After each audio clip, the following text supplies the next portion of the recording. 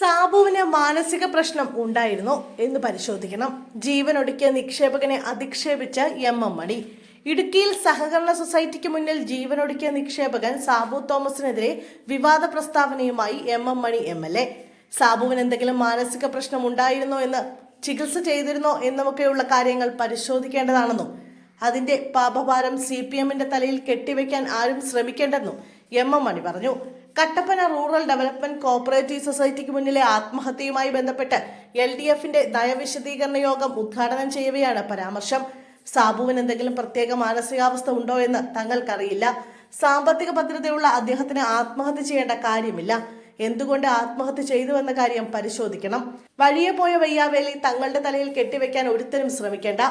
തങ്ങളെ അതൊന്നും ബാധിക്കുന്ന വിഷയമല്ലെന്നും MLA പറഞ്ഞു.